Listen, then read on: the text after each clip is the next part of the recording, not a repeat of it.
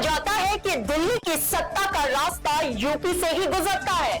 उत्तर प्रदेश में लोकसभा की 80 सीटें हैं। जिस पार्टी को यूपी में ज्यादा सीटें मिलती है वही दिल्ली में केंद्र की सत्ता पर बैठता है।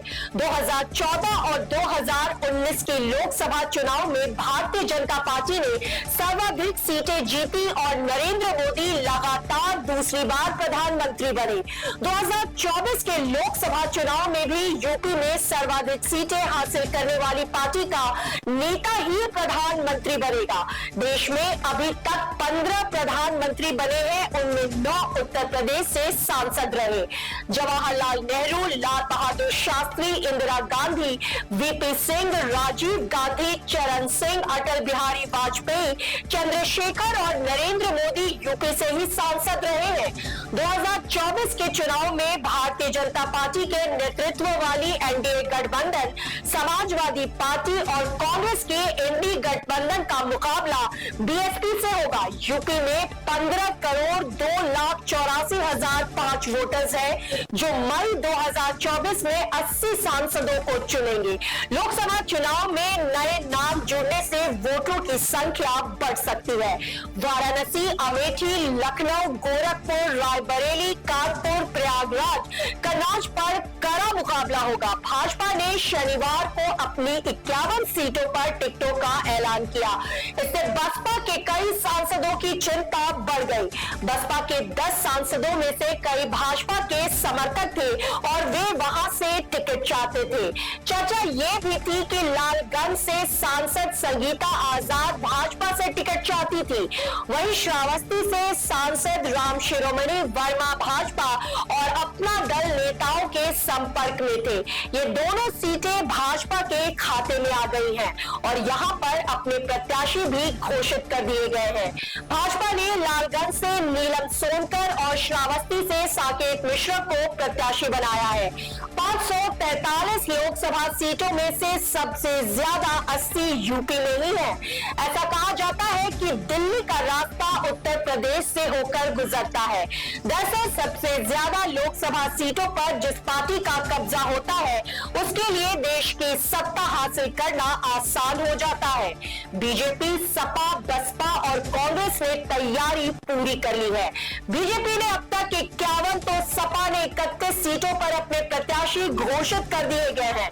बसपा ने कुछ उम्मीदवारों का ऐलान कर दिया है। बीजेपी के सहयोगी राष्ट्रीय लोक दल ने 2 सीटों पर उम्मीदवार उतार दिए हैं।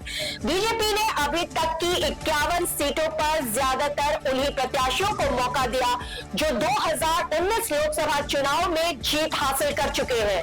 लखनऊ से केंद्रीय मंत्री राजनाथ सिंह चुनावी मैदान में हैं। सपा ने उनके सामने पूर्व मंत्री रविदास मेहरोत्रा को उतारा है। प्रधानमंत्री नरेंद्र मोदी लगातार तीसरी बार वाराणसी सीट से लड़ेंगे। डिम्पल यादव मैनपुरी और शिवपाल सिंह यादव बदायूं सीट से सपा उम्मीदवार है। गोरखपुर संसदीय सीट से भोजपुरी फिल्मों के सुपरस्टार रहे रवि किशन को दोबारा बीजेपी ने मौका दिया है। उनके सामने सपा ने भी भोजपुरी अभिनेत्री काजल निषाद को उतारा है। पश्चिमी यूपी की महत्वपूर्ण सीट मुजफ्फरनगर से संजीव बालियान को टिकट मिला है। सपा ने उनके सामने हरेंद्र मलिक को उतारा है। गौतम बुद्ध नगर सीट से डॉक्टर महेश शर्मा को बीजेपी ने लगातार 4थी बार मौका दिया है। इसी तरह मथुरा सीट से भी ड्रीम गर्ल हेमा मालिनी को लगातार तीसरी बार उतारा गया है। सपा के बाद अब भाजपा ने भी लोकसभा प्रत्याशियों की पहली लिस्ट जारी कर दी है। वहीं बसपा ने अभी तक कोई लिस्ट जारी नहीं की है। पार्टी ने ज्यादातर सीटों पर अपने पैनल तो पहले से तैयार कर लिए हैं, लेकिन उसकी नजर अभी दूसरी पार्टी के बागियों पर भी है। यही वजह है कि लिस्ट जारी करने में देर हो रही है। हालांकि पार्टी सूत्रों का कहना है कि 15 मार्च को कांशीराम जयंती के आसपास पहली लिस्ट आ सकती है। करीब 15 से 20 प्रत्याशियों की यह लिस्ट होगी। बसपा नगर निकाय चुनाव के बाद से ही लोकसभा चुनाव की तैयारियों में जुटी है। पहले उसने संगठन मजबूत करने के लिए बूथ और सेक्टर कमेटियों के गठन का अभियान चलाया। उसके बाद कैडर बैठकें आयोजित की। इसी के साथ प्रत्याशियों के पैनल भी काफी पहले से तैयार किए जा रहे हैं।